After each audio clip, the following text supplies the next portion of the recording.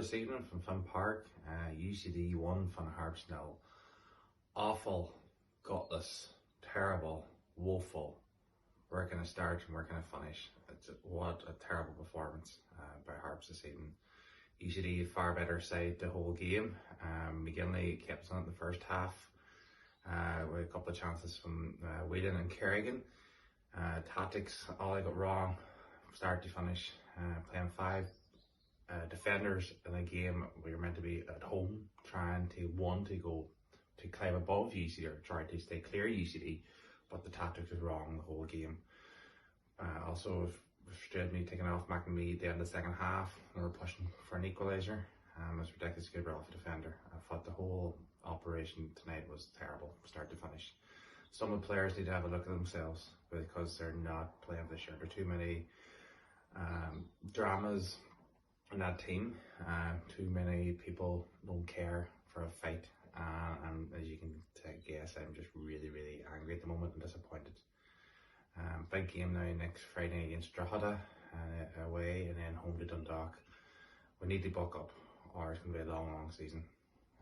There's too many players in that team who are just here, I think, for the money, not for the club. All the best.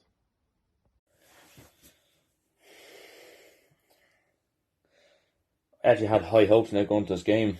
I actually thought now we lost 3 in the bounce, but I thought now we were playing against a relegation rival in Shelbourne, we actually might get something. I would have took a draw or a win, but same shit every week.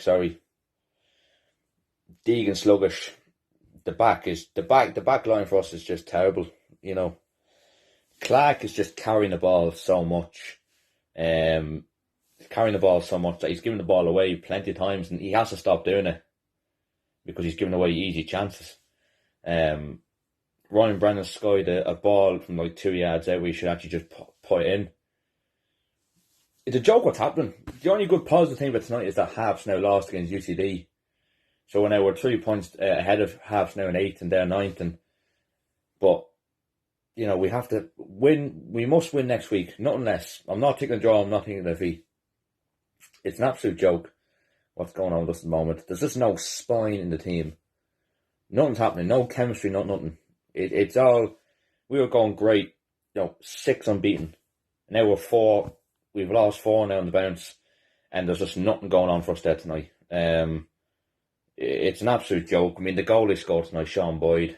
Look, I'm not going to. Don't get me wrong. It was a brilliant header, but we should be doing better defensively because we're giving away chances every week, and it seems like we can score goals if we have the chances, but we've had no chances now these last few games, and we're giving away more goals than ever. Last year we actually had a better defensive record last year compared to now. And now we had Jimmy Brown and Conor Kane and all the boys we had from so many years, and I know they've gone now, but we should be doing better than that now. We're a Premier Division team. We're here fighting in the top flight of Irish football, and we're nowhere to be seen. Shelbourne wasn't even that good, man. We had better chances in that first half, and then it just all went to shite in the second half. As soon as the goal went in for Shells, we just plummeted yet again. We just exploded, and nothing happened for us. I even think that the decisions from Kev tonight again.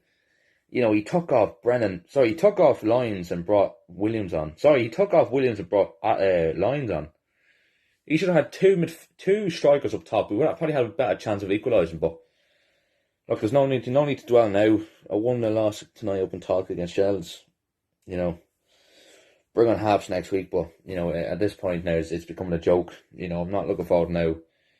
I know people are saying, look, it's early in the season. It's only May, but every game counts in this relegation battle. You have us, you've Finn Harps, you've Shelbourne. Every game matters. And at this moment of time, it's just an absolute joke. So, yeah, that's my reaction. So, roll on Harps, and hopefully now I can be a lot more happier at this moment in time. So, yeah, have a good one, lads. Happy Friday. I wish. Hi everyone, match reaction to Dundalk 3, Bows 1. I think, at the start coming away from that, you'd be fairly disappointed. Going to goal up so early, keeping the lead for a good spell of the game, and just crumbling, and 3 goals for Dundalk coming, and potentially more. I thought at the first few minutes it was quite tight for Bows. I thought we were doing okay. We were keeping possession a little bit. We were trying to get up the pitch, but when Dundalk got it, they were positive. They were going forward a lot more, and each ball they got and made was forward, whereas we were a bit panicking, I think, at times as well. Talbot pulled off a few really good saves, I have to say, like especially that one from really long range. Who was it? Benson, I think, took it, or whoever. But it was a great save, and like stuff like that can keep you in games. But the second half, though, like they're just crumbled. It's showing where we're at the minute with players. Like Keith Ward came on for Dundalk towards the end, put a ball through and got a goal for Dundalk.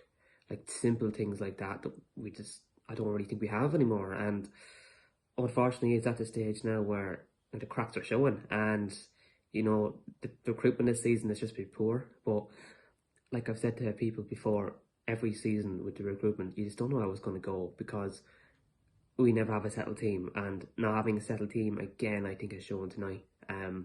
Just the lackluster, the desire, the fight, stuff that Bows players normally have, just wasn't there. And I really hope what Keith Long is saying, that they're going to go out and get players somewhere. I really hope he does, because we certainly need centre backs, we certainly need a full back, 2 midfielders, maybe a striker, maybe a winger. Like that's a lot to be asking for, but which isn't going to happen. But we're going to need 2 or 3 players anyway who can, who are not hitting hole players, who are players we know this league and can bring something to the team and bring something to the club, because where we're at the minute, it's not good enough for the standards that we've produced in recent seasons. The likes of Ali Coote last night wasn't really at it. Promise was okay, he was taken down a few times, he was chopped up. Cassidy's come back here, he's done nothing. Now, fair enough, mightn't have had the run of the games to actually shows what he's doing, but like a lot of people are starting to say Keith Long out now as well. Now, I'm never of the opinion of that. I think Keith Long is the man for the job. I think we need to get a settled team, give him money. Like, apparently we're spending more money this season than last season. Okay, if the likes of George Kelly and the likes of Ross Tierney are going to foreign clubs, that's fine. But the likes of Danny Lyons, like the Keith Ward, we need to be keeping these players. They shouldn't be leaving to other teams, I don't think, anyway. I think they should be able to be kept, or at least come out and say we try to keep them or whatever. But it's just still a disappointment from last night. It's just, when they got all in goals, it's crumbled. They were ball watching, they were watching the balls go through. There was no one on their man. They were like, a good few feet off everyone. Just, it's not good enough. Like, I'm just so disappointed. I'm just very disappointed in the team. Just, you wouldn't mind if there's no good losses, but if they really outshone us, which I don't think they did. I think we just let ourselves down, really. Looks terrible. I'm very disappointed in the team again. After such a good performance last week, I was thinking we could do something tonight, then go on a goal up and we don't. It's just the joys of football, isn't it? The joys of the League of Ireland. But look, hopefully now in the next game we set this one aside again and go at it and try and get a win. It's not good enough. The team, they really need to pick themselves up and start putting a few wins together, a few draws together. Pick up our form again. But this performance like that's not good enough. It's just back from Oriel Park there. Finished Dundalk 3, Bohemians 1. Dundalk continuing a great home run anyways that they're on. I think that's 5 wins in a row now at home, which is fantastic. Shame our way run is so poor, but anyway. Yeah, no, the game, it was good. First half, I thought both teams were pretty poor. Bows took the only chance really they had. Scored 1-0 up in the break, and to be honest, I think neither team deserved, if they had both teams had continued the way they did in the first half, neither team would have deserved any points. They were both really bad, I thought.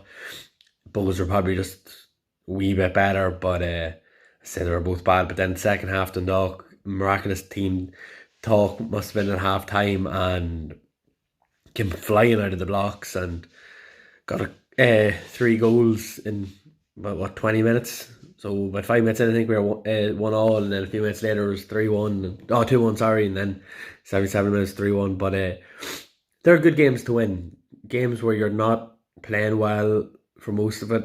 They're better to win them ones. At least you get over the line and they come from behind. It's always great to come from behind and win a game. But it was good to see that resolve in the team. Like especially after such a poor performance against UCD, they could have very easily, which it looked like in the first half, it was going to fall and just be an awful game again. But luckily, Stevie got the boys in at half time and rallied the troops and pressed on. And we have a very hard game now against Derry coming up. Again, it's away, looking for our first away win of the season. It's probably not the grind you want to be going to, but with them dropping points against Shamrock Rovers, and anything can happen. And I'm hoping that a good travel and support go up and we can put the game to Derry. And that's Douglas Lair. Alright everyone, Keith asked me to do a post-match reaction for the game tonight between Rovers and Derry in Tallaght Stadium. It was a good game, very open game to be honest, between the two sides. Like, neither side was really at it, if I'm being completely honest with it. The only goal on the night came in the 78th minute from Danny Mandrew. To describe the goal, the ball was walked down the right hand side. Andy Lyons had a cutting side hit shot, and the ball trickled out then to Danny Mandrew, who just slotted home from very, very close range. To be honest, the whole game in general, very open. Rovers were very lax in the first half that we just didn't look at all. And I was very surprised that Derry didn't capitalise on that, to be honest, because they've capitalised a lot over the past few weeks, as we've seen with results like the 7-0 or the 7-1 against UCD, I think it was, or 7-0, the 4-0 against Pats. Like, they seem to be just running through teams this year, and credits where credit's due. Fair play to them for that, but tonight, bar the first half, they didn't really look that great. Neither did Rovers, to be honest. So I think, if I'm going to be completely fair to both sides, I think a draw was written all over that game. And I think if you watch the game back on RTA, you'll probably agree with me on that. But Rovers got through it in the end and got the goal, and we're happy, and we're walking away with 3 points. That's 4 points between us and Derry now going into next Thursday against UCD. Standout players for Rovers on the night, there wasn't many. If I'm going to be honest, for myself, I'd probably say Pico, Andy and Danny with the goal. Then for Derry, to be honest, nobody really stood out. And not even putting the foot in there, digging when I say that, it's just, to me, I couldn't really pinpoint a Derry player that played well tonight. Bar the first half, maybe McGonigal, but even at that, he was very subdued compared to the way he was playing regularly. And the same way the likes of Brando, the likes of Ronan Boyce, Owen Towell, Kieran Hargan's injured, but the likes of the midfield tonight very looked like. Same with the Rovers one, that Richie Towell and Chris McCann were just woeful tonight in the midfield. I'm going to be completely honest. Chris looked really past it in the game. The game passed him by the looks of things. But yeah, all in all, a good 3 points for ourselves.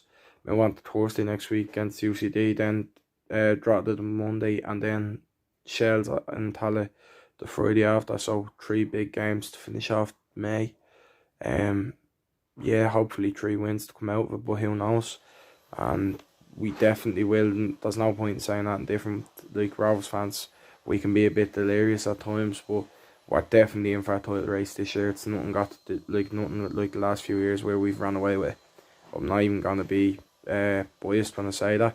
It's definitely gonna be a title race this year between these two sides. So the next game between the two of us is August 12th, and I'm sure there'll be fireworks in that game as well. But yeah, good result. Move on to next Thursday. Hi folks, so it wasn't to be a night for Derry City away to Shamrock Rovers. Very pleasing performance. On the back of what was a good performance at home, decent patch as well on Monday night, but ultimately both games have resulted in no goals for us and 1 point. tonight. Expected us to be on the back foot more than what we were. We took a game to Shamrock Rovers tonight, and we just couldn't take our chances when we were on top. We didn't have a lot of clear-cut chances, but we had a couple of good opportunities that we could have taken one. Great save by Alan Manis in the first half to deny Jamie McGonigal. Before that, Matty Smith just miscontrolled the pass, and then could have very easily taken the lead there. Probably before that, the pass into Matty Smith, the ball could have went to Smith before it went to McGonigal. But look, it is what it is. Second half, pretty much the same as the first. Derry dominated for most parts without really testing Alan Manis. Brian Maher didn't really have anything to do up until the goal. That's how well Derry played. Well, great work by Andy Lyons. Disappointing from a Derry point of view that he's probably allowed to come inside and get a shot. Don't think there's an awful lot more Maher could do apart from save it and hope for the best. And unfortunately for Derry, Danny Mandry was in the right place at the right time to tap home. I think it's a case of the bench ultimately won it for Shamrock Rovers in the end up. Their subs made the difference. Unfortunately for Derry, we've quite a few injuries at the minute, and it's just about trying to get through this period and staying on the coattails of Shamrock Rovers and hopefully get into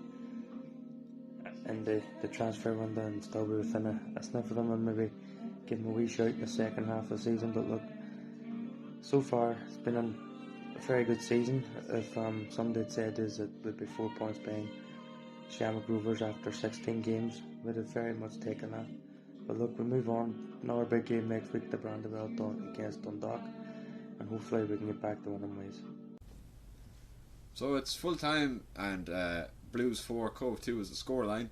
A lot to get to in this game. I'm going to start first with the negatives from a Watford perspective, which was the defending.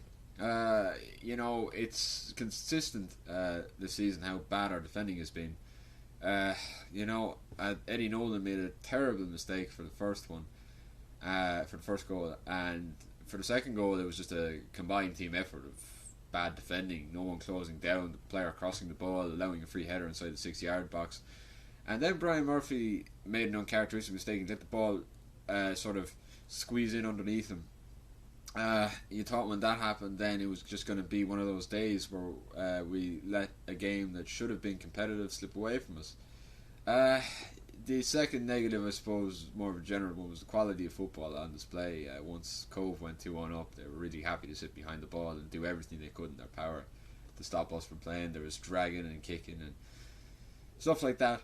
I want to say, to be fair, Cove, I understand we're working with limited resources compared to us,